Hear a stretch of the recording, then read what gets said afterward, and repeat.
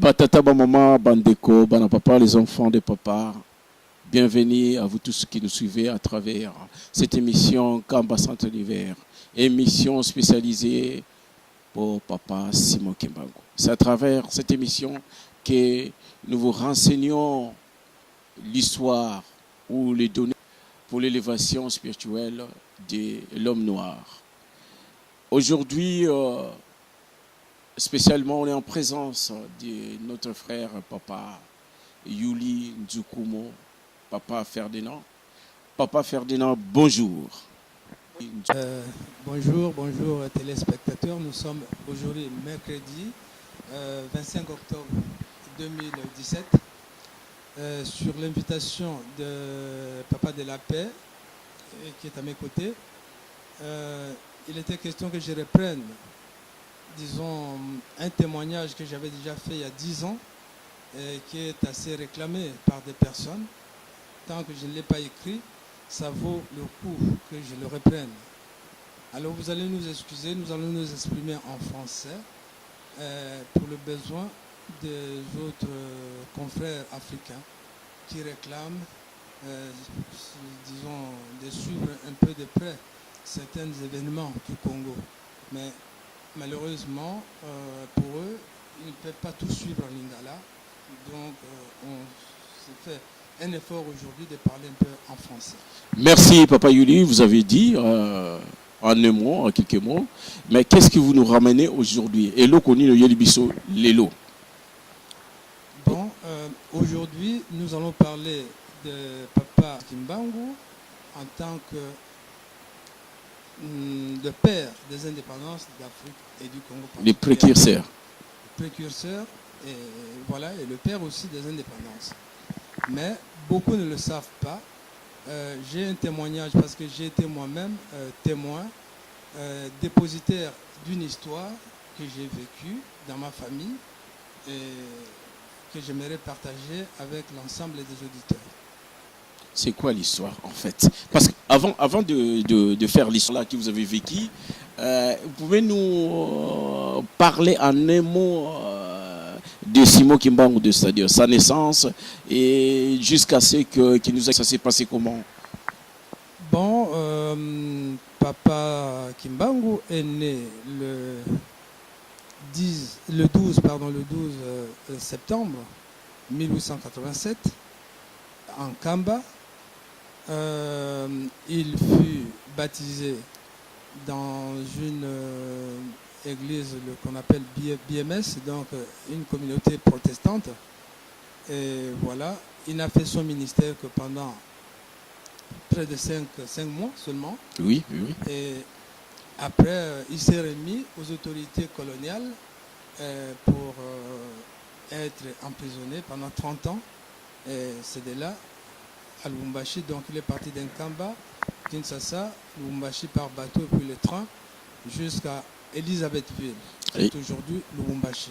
Et là, il y est resté 30 ans en prison jusqu'à sa mort. Il est mort en quelle année, la date précise? Il est mort le 12 octobre 1951. Merci, c'était Papa Yuli. Il nous a brossé un peu l'histoire en bref pour savoir que Simon Kimbangu, il est né le 12 septembre 1887 et il nous a quitté le 12 octobre 1951. Et l'histoire que vous parlez doit certainement se situer entre 1921 et 1951, n'est-ce pas? Oui, entre 1921 et 1951, ça c'est le passé de Kimbangu. Oui. Mais l'histoire que je vous raconte, c'est entre 1959 à nous. Donc post la mort. Voilà. Allons-y. Maintenant, c'est quoi l'histoire? Bon, voilà. Moi, je suis né d'une famille kimbanguiste. Mon père s'appelait Yuli Moukil Yvon. À la relégation, il a pris le nom de Yosua en rejetant son prénom de baptême de Yvon. Par contre, enfin, c'était comme ça. Il a préféré plutôt prendre le nom de Yosua. Et puis, il travaillait comme capitaine de bateau, baliseur, sur la ligne Léopoldville, il est beau actuellement, c'est-à-dire Port Franqui à l'époque. En tant que prisonnier, en tant que relégué. Non. Ça, c'était son travail, capitaine de bateau. Et c'est en tant que capitaine qu'il propageait l'histoire de Papa Simon Kimbangu. Donc, à chaque escale de bateau où il passait la nuit, il se faisait des amis et allait raconter l'histoire de Papa Simon Kimbangu jusqu'à ce qu'il s'est fait dénoncer par ses collaborateurs. Il a été dénoncé par ses collaborateurs comme quoi c'était un partisan de Kimbangu. Alors nous sommes en 1943. Donc en 1944, mon père est arrêté avec ma mère et mon frère aîné qui venait de naître en 1943. Il était encore bébé. Ils sont arrêtés pour quelle cause, papa Yuli? Explique un peu là-bas, parce que ceux qui nous suivent, ils veulent savoir, il est arrêté pourquoi, qu'est-ce qu'il a fait? C'était un margoulin ou encore quelqu'un qui... Non, c'est pourquoi? Comme je vous dis, c'était un capitaine de bateau. Oui. Bon, il avait le loisir de diriger tout un bateau. Et à chaque escale, il sortait la nuit, quand ils accostaient, il laissait les passagers, il laissait plutôt les collaborateurs, ce qu'on appelle les matelots, oui. Il les laissait dans le bateau. Il allait dans la cité rencontrer des gens pour parler de Papa Simon Kimbangu. Donc s'il a été arrêté? C'était interdit. Oui. C'était interdit. Nous sommes en 1943. Et il a fait cela presque pendant un an, jusqu'à sa dénonciation. Et en 1944, il a été arrêté. Donc c'est pour cela qu'il s'est fait reléguer. Il s'est fait reléguer, oui. Donc nous sommes dans la province de Bandundu. Il s'est fait reléguer non loin d'ailleurs de notre localité, de sa région de naissance. Et c'est sur la rivière Kassai. Et là, on l'a acheminé vers Idiofa qui quitte parce que c'est notre district. On était dans le district de Kwilu à l'époque. Donc de là, on l'a acheminé petit à petit. De Kikwit, ils sont restés quelques mois. Et ensuite à Mazimanimba, Popo Kabaka et Kasongolunda. C'est là son lieu de relégation. Enfin, leur lieu de relégation avec ma mère et mon frère aîné. Et c'est là, à Kasongolunda, que je suis né. Donc Papa Yulu est né à Kasongolunda en quelle année? En 1954. Papa et maman, nous sommes en train de suivre cette histoire flamboyante, parce que Papa Yuli nous parle de la relégation de son père. Voyons comment les gens, nos aïeux, nos papas ont souffert pour la cause de Simon Kimbangu. Il était un capitaine, imaginez-vous un capitaine, qui a découvert que pour aller de l'avant, il faut suivre le kimbanguisme. Le fait de suivre Simon Kimbangu, il a été relégué parce qu'on ne voulait pas que les gens puissent suivre Simon Kimbangu. C'est ça, si je ne me trompe pas. Et après, l'histoire va se poursuivre, Papa Yuli. Donc voilà, en fait, les bateaux baliseurs avaient pour rôle l'aménagement des voies de navigation, des voies navigables des fleuves et de la coste. Donc, comme vous le savez, Papa Kimbangu, en allant de Kinshasa vers Lubumbashi, Elisabethville à l'époque, a dû prendre le bateau par le fleuve. Il est monté par le fleuve. Donc il est passé... Oui, le fleuve, jusqu'à ce qu'il ait pris le train jusqu'à Lubumbashi. Bon, et à son retour, dans son corps est repassé par toujours la rivière Kassai jusqu'à Kinshasa. Bon, donc le problème n'est pas là. Le problème c'est que Papa Kimbangu est mort en 1951 à Ronudi. Et en 1959, à la Saint-Sylvestre, exactement, presque le 30 ou 31 décembre, le bateau courrier allant de Port Franqui vers Kinshasa a accosté à Mukenzi. là où résidaient mes parents. Parce que mes parents ont été libérés de la relégation en 1958. Donc là, vous parlez déjà d'après la relégation. Oui, parce que l'histoire de la relégation, C'est fini. Ouais. Les deux ont été relégués, c'est pour situer que mes parents ont été relégués de Kimbangu. Oui. Et si Kimbangu s'attache à cette famille, c'est qu'il y a une histoire par le passé. Alors, après, depuis 1944, mes parents ont été relégués. Ils ont été libérés en 1958. En 1958, à peine un an, Papa Kimbangu descend par bateau. Lui qui était décédé en 1951. En 59, fin 59, vraiment à la fin de l'année, le bateau qui allait à Léopoldville, il y a un passager dedans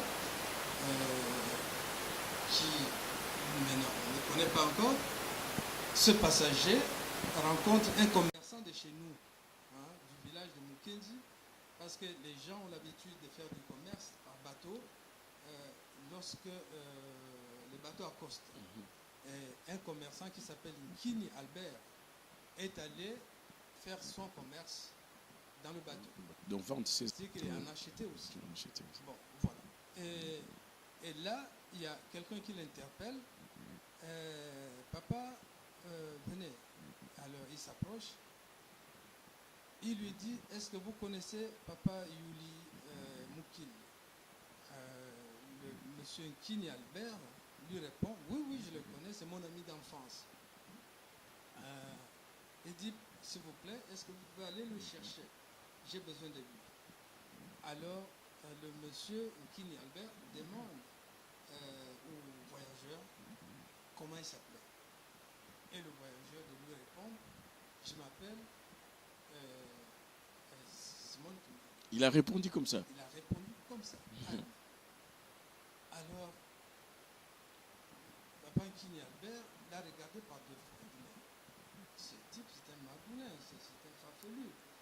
Parce que je lui ai dit que Papa Yuli Moukil Yvon est mon ami d'enfance. Lui, il revient de relégation.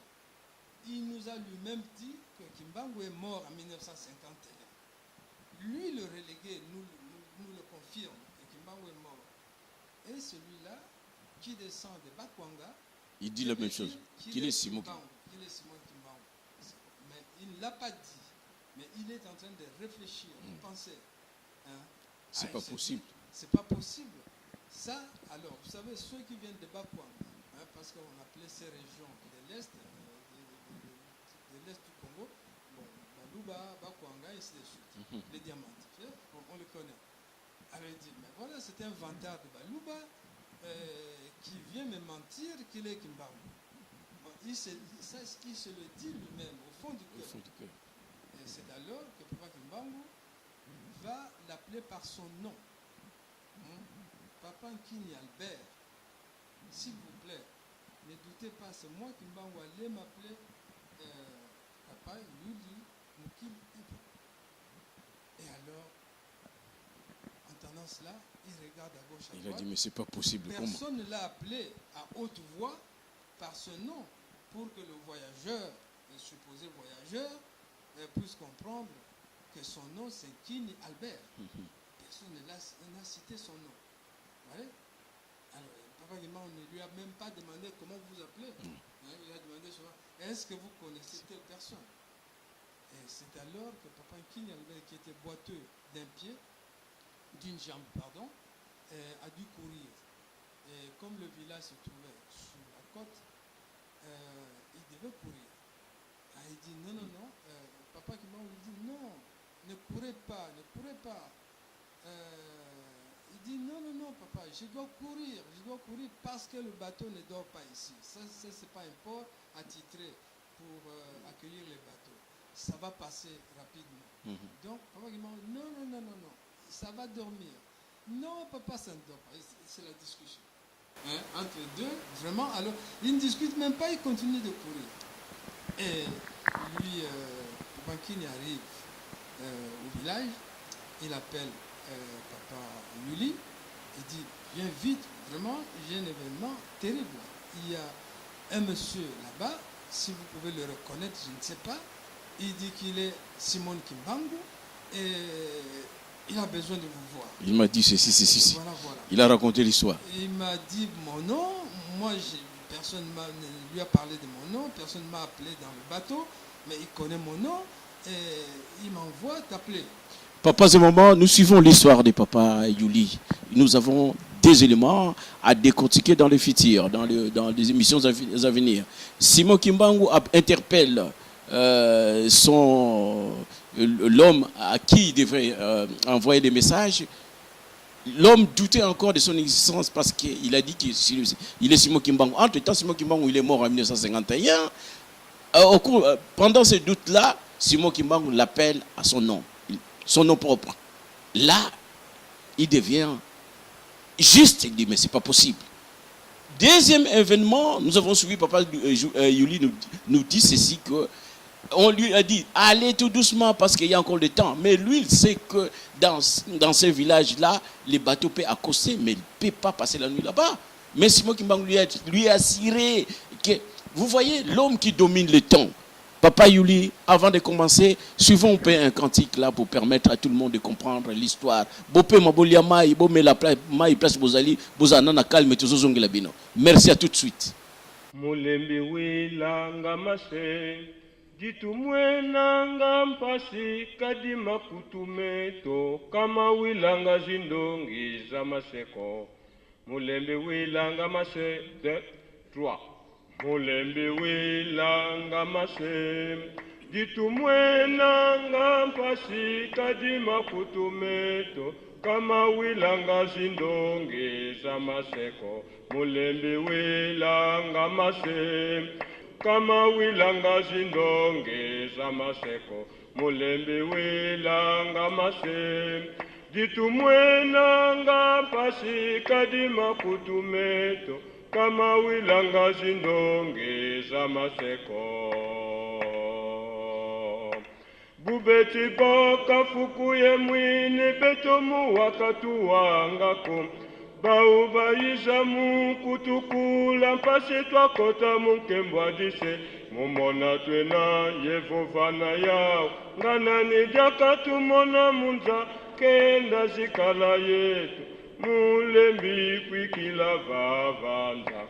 Merci papa et maman, nous avons suivi les cantiques. Mumona twena yevovana yao. Ngana nijaka tumona munza kenda zikala yetu.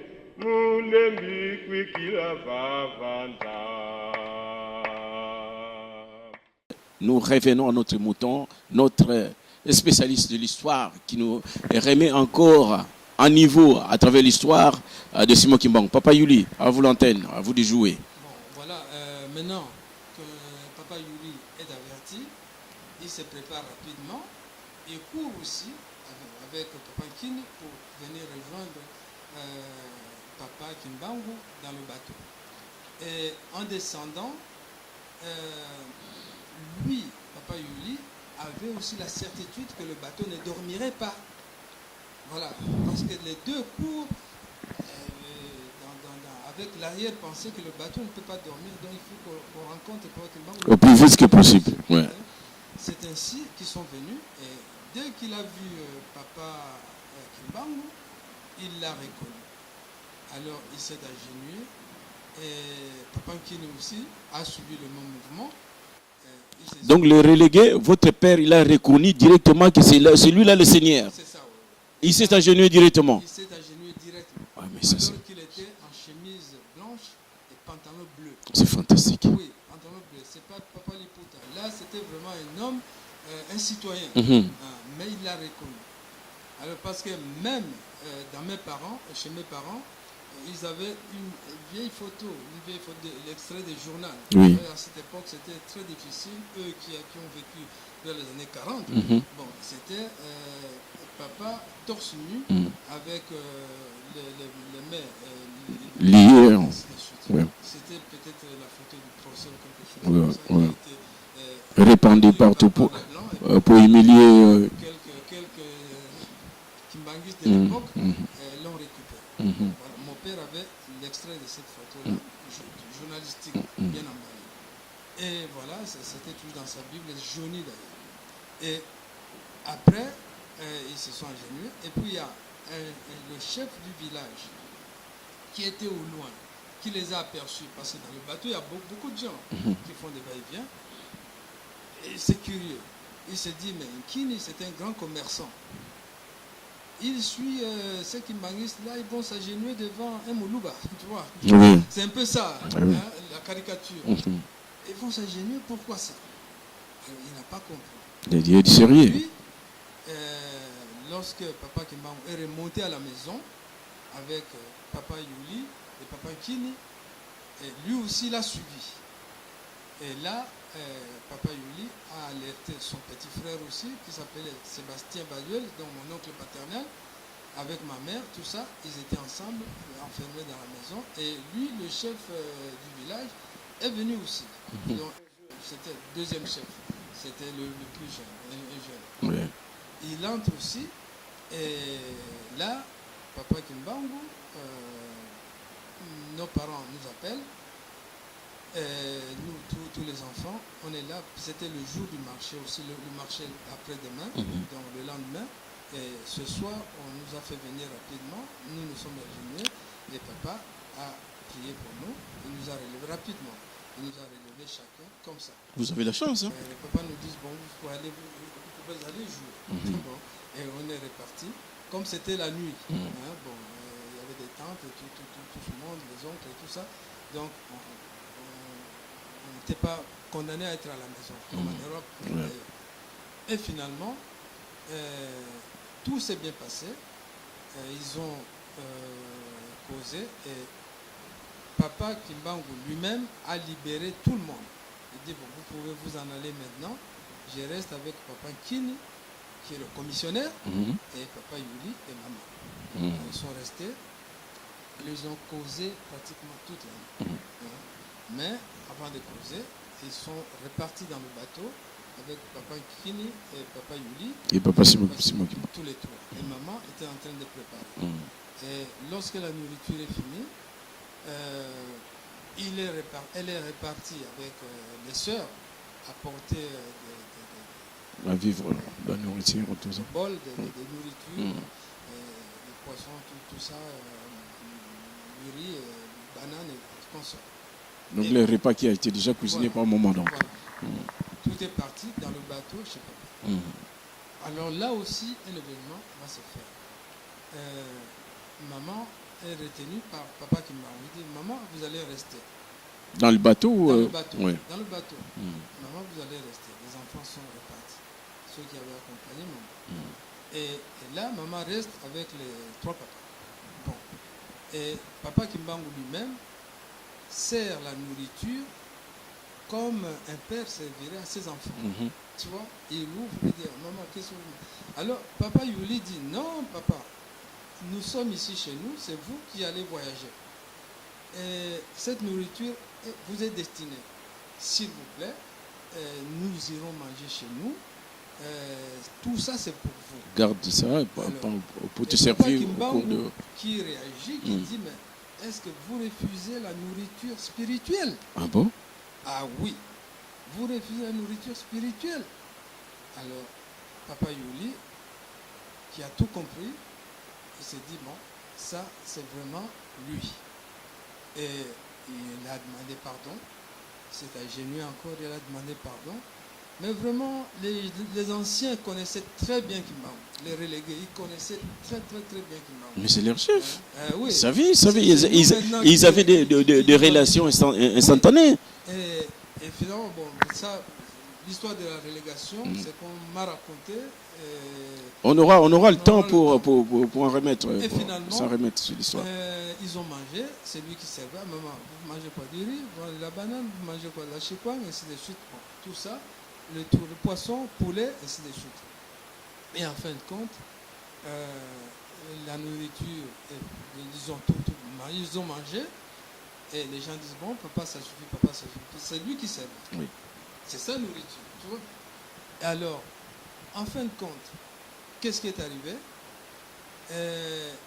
Il ouvre l'un des bols qui était presque vide, presque, hein, vidé.